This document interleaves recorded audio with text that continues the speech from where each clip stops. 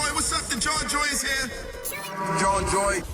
The Jawn Joy. The Young Jawn. The Young Jawn Joy. What's up? It's the Jawn Joy right here on Southside Dash Radio. I still got Tyte in the building, the young boy that's been running with them fellas since about middle school. Tyte, what's good? What's good?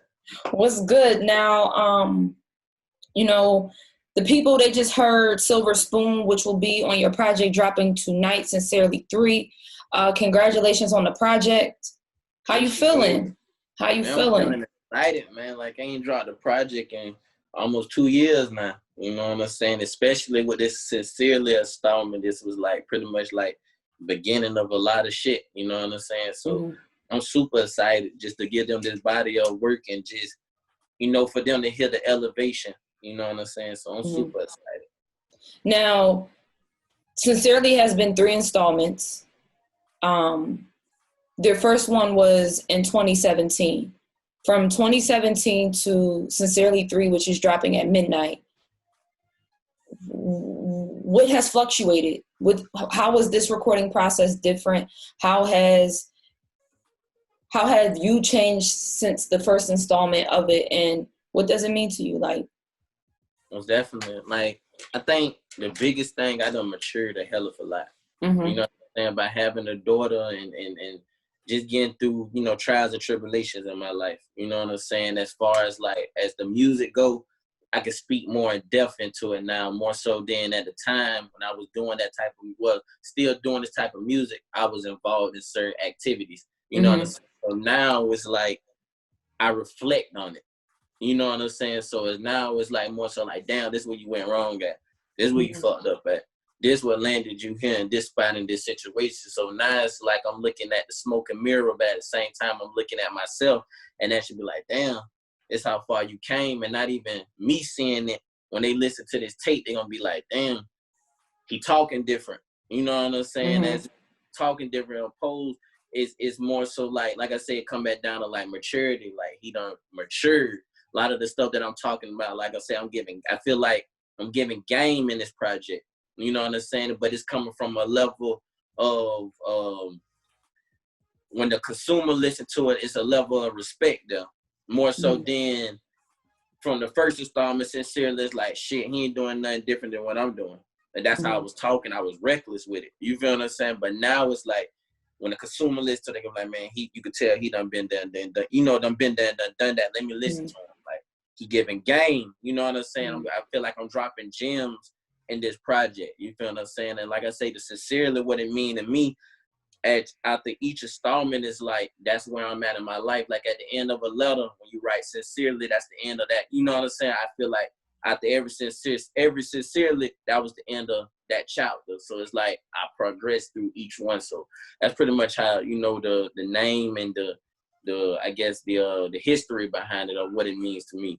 I love that. I was going to ask you also, was that just the analogy for the title? Was that the analogy for the projects of, looking at it as these projects as letters that you're getting out there, and at the end of the day, when you sign off on that letter, it's sincerely Tyte. What do you think is the most sincere thing someone has ever said or done for you, where you looked at it and was like, damn, that was so sincere? My pop.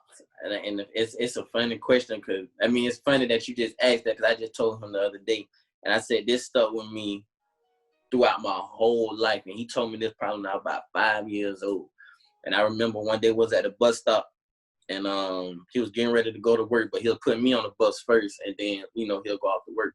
But I said, Pop, I want to be just like you when I grow up. I want to be just like you. And he looked me in my eyes and he told me this. He said, don't be like me. He's like, you be better than me. And when he told me that changed the whole outlook on life. So it's like when people come to me and they be like, you got a lot of people that looks up to you. You know what I'm saying? Like they role model something. They're like, man, I want to be like you, man. I want to be, what you got going on, shit like that. And it's like, you be better than me, bro. Like, this just the borderline for what you know what I'm saying, or what you looking at. Like, it's way more shit further than this, dog. And I think that's like the most sincere, realest thing anybody has ever told me. Cause like I said, I feel like just that little phrase kind of got me where I'm at today. That's why I don't get comfortable. You feel what I'm saying? Like, I feel like from him saying that to me, my own pops, my own dad, like, damn, I can't be like you. And he tell me to be better than you. You feel what I'm saying? But at the time, I was like, every generation should become better. Most definitely. Every generation should become better and elevate. What your father gave you, you should be able to give more to your children, and what you gave to your children, they should be able to give more to their children, and so on and so forth. That's really what it's all about. Now, bringing your father up, we're running into this weekend where we're celebrating Father's Day. You're celebrating Father's Day. You're celebrating your dad. You're being celebrated. What's that like now, from transitioning from, hey, happy Father's Day, Dad, to, your dad having to say back, hey, happy Father's Day to you too, son. What's that like, and how are you planning on celebrating Father's Day this weekend? It's crazy, man. It's I can't even put no words to it because I love being a father to my daughters. Like, that's shout out to the girl dads. That's the reason, like, I grind so hard and I go so hard. Like, my pops was in my life from birth. You feel what I'm saying? He been there every day. You know what I'm saying? So it just taking what he taught me and showed me and passing it along to my daughter as well, what you just said, elevating at the same as that time. You know what I'm saying? But boys, man, I just want some peace and a little quiet. that's the only thing I'm looking forward to. I don't ask for much. That's the only You're thing. asking for much. Not asking for much. Now, I will say, I'm going to say happy Father's Day to you, Tyte. Happy Father's Day. I do feel like you guys do not get the credit that you guys deserve. There are some really great fathers out here. And Father's Day should be looked at as that national holiday, which it is, that we celebrate Mother's Day. I feel like this week has been so quiet on social media when we think about Father's Day. So I do want to say, to the fathers out there, happy Father's Day. Happy Father's Day to you, Tyte. And we gotta start turning up more for Father's Day and really doing that. I want to talk about your upbringing. You're from Tallahassee, Florida. Just tell me, what was that like, and how did you run into being influenced to run into music and start rapping? I've been around music probably when I was in my mom's womb, like, on some real shit. Like, it's always been in me. Like, my mom and my pops got pictures of me, like, when I was like 2 and 3, just messing around with karaoke machine or messing around with, toy instruments and stuff like that. And, like, I dove into music, like, I've been rapping since I was 6 years old, over hearing my uncle and my pops in the kitchen. So I've been doing music since then. And even from, your yearbooks, when they ask you where you see yourself 10 years from now, what you want to grow up, like, I still got those to this day. And it was, I want to be a rapper or a producer. It was one or the other and everything, But other than that, like, my bring up, how I came up in life, it was just like the average kid from the projects. You feel what I'm saying? Like I was the only child, so a lot of the stuff that I guess that others, they lean on their older sister or their older brother to teach them, it was like I had to teach her outside of that house. Like, it was just me. Like, I had to learn the streets. I had to learn, just about every damn thing on my own outside of what my mom and my pops installed, instilled in me. You had one benefit, though. You had one benefit being the only child. You did. What's that? You did have some benefits being the only child. Oh, most definitely. That's a lot of less stress. That's a stress-free life to a certain extent. I know it can get. I definitely disagree with that, because it's like. You think so? What? Let me tell you something. My brothers got on my goddamn nerves. Okay. Now you talking about on that estate. Okay. Yeah. What? I thought you talking about, like, far as like. Wouldn't trade them for the world, but damn. I thought you were talking about, like, far as like living situations and stuff like that. No, I'm talking about the sibling rivalry and the bullshit you have to deal with siblings. Quietness and stuff like. But hold on now, because when it's time to talk to somebody and stuff, like, I think that's why I'm the way that I'm a really reserving person. I got to get to know you and woo to actually open up.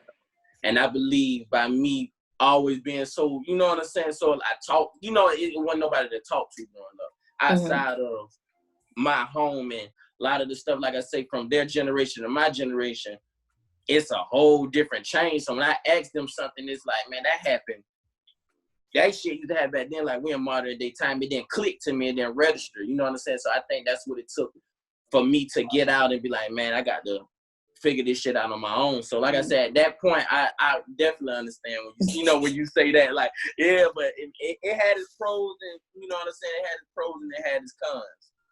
No, most definitely. Now, touching back on the music, who were some of your like musical influences that, you know, you listen to and you feel like, you know, kind of, you know, had an impact on you as a person? Plies.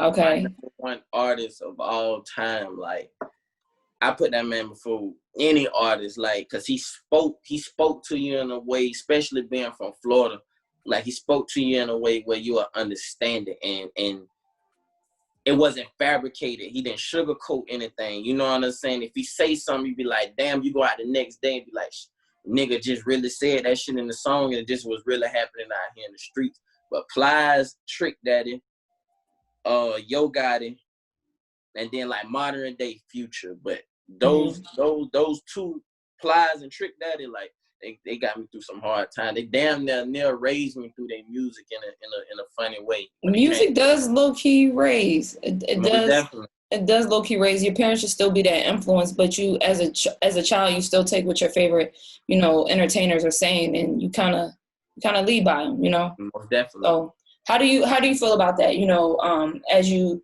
matriculate just through your career and things of that sort, and people, and especially kids, you know, looking at you and, you know, wearing that hat of responsibility of, you know, what you say in your music. I think a good example of that was Lil Baby with the new song he put out, and he spoke on police brutality and things of that. And even in the song, he was like, yeah, I know I'll be talking about this and that, but, you know, what are your thoughts on just that? And do you feel like at a certain point there is a responsibility on artists? Oh, hell yeah. When it comes to children?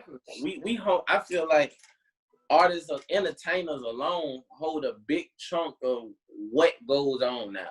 You feel us? Are responsible for what goes on now. Like, I feel like growing up, it was more so like, yeah, y'all told us what was going on, but y'all forgot to tell us what the real consequences is or how to get out that situation. Mm-hmm. So now, like I say, now that I done got a little older and I'm starting to understand more, and not even on top of that, there's a lot that look up to me. You feel what I'm saying? Like a role model. So it's raising the concern like, damn, I need to start speaking a little differently. And especially now that I got a daughter as well, and she listen. You feel what I'm saying? She be around me, listen to what I'm saying and the stuff that's coming out of my mouth. How old's your daughter?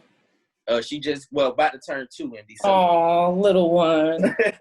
She's a little one. Most down. So like I say, just on that, I feel like as artists and entertainers, we got to start being more verbal, and not even just being more verbal like through our music, like as far as like letting people see us for us. Like, it's one thing to always listen to your favorite artist and look at a video or listen to a song, but do more vlogs, more like when you talking directly, you feel like being more like transparent. Yeah, being more transparent and open. So they see that you're a person. Yeah, and that they can relate to you. I think that'll eliminate the hero image. Like, oh, he an artist, he got money, or woo. They feel like we don't go through normal struggles shit. And you feel like the struggle, or like you just been famous your whole life and things of that sort. And it's just like, no, there's life before the, you know, before the big checks and the songs on the radio and things of that sort. There's a life before that and all of that type of success. I want to talk to you about your name. How'd you get the name Tyte? Where's your stage name come from? My pops gave me that name, but it came from when he was younger, around a little bit younger than me where I'm in now. It was a dude that used to call him Tyte with a K. Mm-hmm. But when I got like probably around about 8 or 9 years old, he started calling me Tyte. He just changed it with a T. But back then, I don't know if y'all remember or not, like when you was fly or super fitted or something, they'd be like, man, that's Tyte, what you got on. And since birth, my pop always had me fitted, like always, still to this day, like I don't care if I'm going to the woo-woo, like I make sure I'm dressed to impress. So that's pretty much where the name come from, and on top of that, the meaning behind it. Got you. Now, Sincerely 3 drops tonight, midnight. Tell me about the project. How many songs are on it? What producers you worked with? And what can we expect on it? Because I ain't seen no track listing yet. Where my track listing? I got to swing it to you. What? It's 7 records on there. We got Loopholes. Shout out to the Loopholes. Yeah, we got Loopholes. We got Squat. We got Savage Puff. That's who made Hot Boy. And I believe, that's it. It's just like 3 or 4 producers that's on it. And basically, like I say, the project is giving, to me, my intake on it's giving game. There's a lot of storytelling in it. You know what I'm saying? Like, I feel like when you listen to it, you're gonna be able to say, like, this is what goes on in the South. If you in New York or you in Cali or you're gonna be able to, it's gonna paint that scenario like this is a typical kid from the South that made it somewhere in life, if that makes sense. You feel what I'm saying? Like, I wanted to come across as you ain't got to be born into a millionaire family, or you ain't got to go through school, you know what I'm saying, go off to college and just to be successful. You know what I'm saying? Like, I put it in the form of fashion, like, you could be from a nigga from the streets just like me, you know what I'm saying, that didn't really have much in life to become successful. If you grind and you be dedicated and you work hard, you can get something going in life. You feel what I'm saying? And at the same time, being smart and making the right moves. And I think that's pretty much the picture that I painted with this tape. And also showing where I'm from. Like, it's a record on there called Native.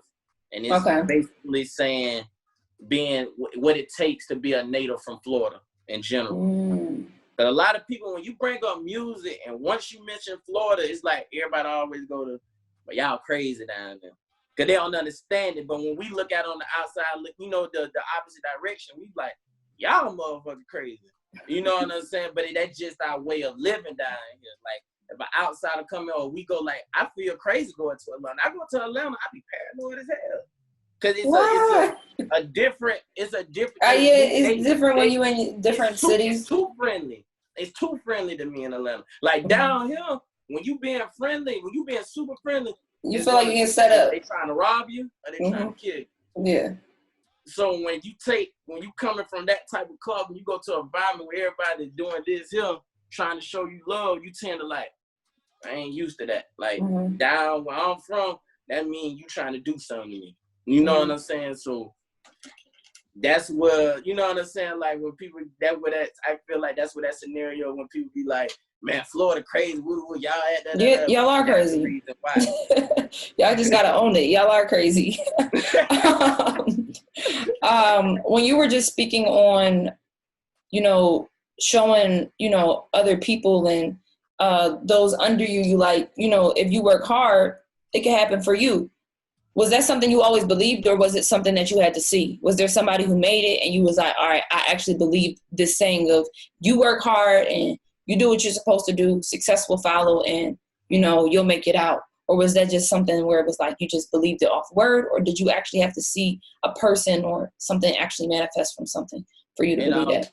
It always been in me. Like, I thank God I was blessed with that hustler mentality. Like, it was, I always had that mindset, if I don't do it, it ain't gonna happen, period. Like I said, I was raised on this quote right here, a closed mouth don't get fed. You feel what I'm saying? A closed mouth don't get fed. So it always been in me, like, and on top of that, you saying that, like I said, that, and that's what it goes on when it come back to that story at the beginning of this whole talk, and come back what type of family and environment. Who raised you?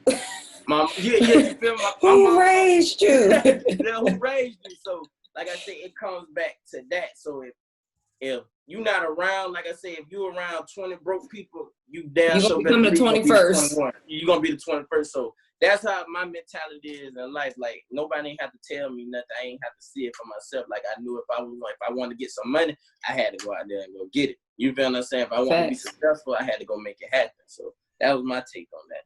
That's a bet. Tyke, I thank you for coming through, Tyke. Sincerely 3 is dropping at midnight. It's dropping on Juneteenth. Are you celebrating Juneteenth? Have you ever celebrated Juneteenth? It's so crazy. It's because I didn't even realize it until my mom. She was like, "You know, it's dropping on Juneteenth," and y'all don't crucify me right now. I'm like, well, what that is right now? We all getting educated. We all getting educated. And she had to sit down and really educate me. And when she said, I was like, man, I couldn't be more than happy to drop my project on such a date. Yeah, you feel what I'm saying, on this date. So it's more than a blessing than anything. You know what I'm saying? Like, that's fire. I'm ready, man. I'm excited. That's fire. Tyte, let everybody know where they can find you at, where they can find the project at. Before we get out of here, Tyte does have a contest going on live tonight on his IG at 11:30 p.m. He giving away cash, like straight cash. So you got to click the link in his bio, pre-save the project, comment your Cash App name on his post, and tune in tonight at 11:30 for the cash prize. But, let everybody know where they can find you at, where they can find the project at. Yo, this your boy Tyte, man. Y'all can follow me everywhere on every social media platform at The Real Tyte. That's DareAltyte. The project gonna be on all platforms, all DSP platforms. I appreciate y'all for having me, man. Definitely. Thank you for coming through, Tyte. You always know what it is. It's family here. You're always welcome. Congratulations on the project. Happy Father's Day. Enjoy your weekend. Enjoy your Juneteenth. Enjoy your project. Soak it all in. Live in the moment. And, stay healthy during these times. Most definitely. I appreciate y'all, and y'all be safe. You too. Appreciate you. It's the Jawn Joy. Keep it locked. More coming up right here on Southside Dash Radio. Hey, it's the Jawn Joy. It's either created by us, too lit, or inspired by us, living my best life. It's Southside on Dash Radio.